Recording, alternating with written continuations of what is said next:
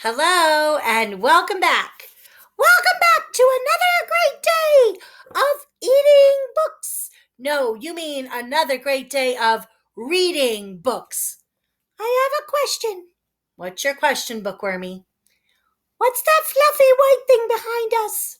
That right there is my fluffy white feather lamp. And I have a special reason for using the feather lamp today behind me. That was a special gift I got at Christmas. And I thought it'd be nice to have it behind us as we read this part of the story today. So, if you remember, Brogden had been on the boat with Emery and Amy, and they were trying to catch him in a net. And just then, as he was almost going to possibly go under the water, sorry, I'm just trying to get this into a good space. There we go. Um, he had seen a gigantic beak heading toward him. And that's what I picture it like. So we're going to begin chapter 6. Brogden felt a sharp prick near the small of his back and realized in horror that he was being lifted by the seat of his pants. His dripping body came away from the water with a slurping sound as he was carried into the air. Ah! He screamed. He was dangling from the beak of a brilliant white heron. Brogden didn't know this yet, however, because his long hair was hanging down in front of him. All he could see through the wet strands were the waves of the lake beneath him, which became smaller and smaller as the bird flapped its wings and rose higher and higher. Brogden could still see Emery and Amy. They continued fighting over the tiny shoe, but gradually the boat and the people on it became tiny specks as Brogden was taken further away.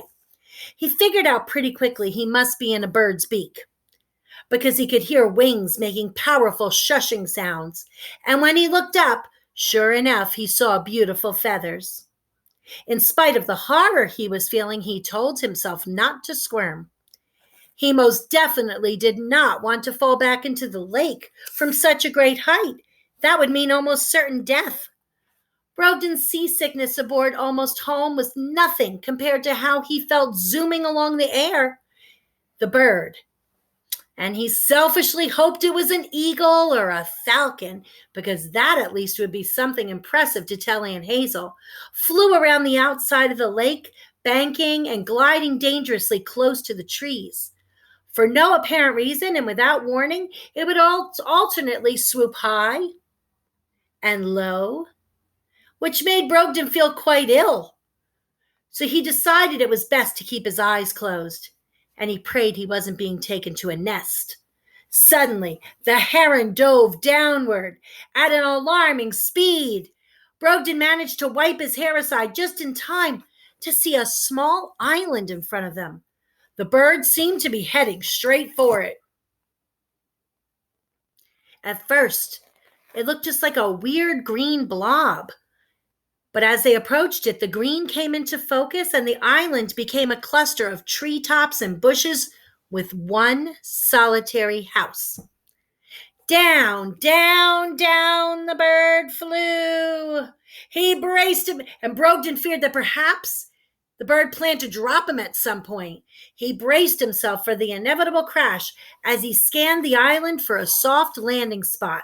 And then he felt a tremendous change in air pressure as the bird's wings stopped beating and they began gliding.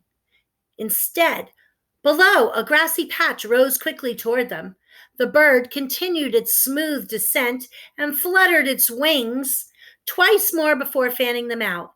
And then at last they came to a halt. Before he could say, "Let me go," Brogden was released from the bird's beak. He tumbled onto the soft green, quite shaken and dizzy, and remained there for a long time, gripping fistfuls of grass and breathing heavily. The bird used its beak to prod him. Can you imagine if a bird was poking you like that? It wasn't painful, and it didn't seem as though the bird wanted to harm him. If anything, it only seemed to be investigating him.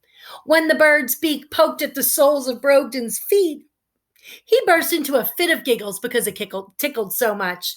And then, even though there were still some fear flowing through him, he rolled over to properly meet the creature that had rescued him from a horrible drowning death in Lake Wahakmo. His gaze was met by a long, pointy orange beak, which ended near the heron's tiny eyes. Its face was neither gray nor white nor black, but a stunning blend of all three, with a tinge of blue mixed in. Its neck, which was mostly white underneath and a smoky gray on top, seemed to stretch on forever. The bird's massive grayish blue wings were tucked tightly against its body, which was held up by two legs that reminded Brogden of skinny twigs. Although he had hoped the bird had been an eagle, he wasn't disappointed. This heron, he thought, was just as magnificent.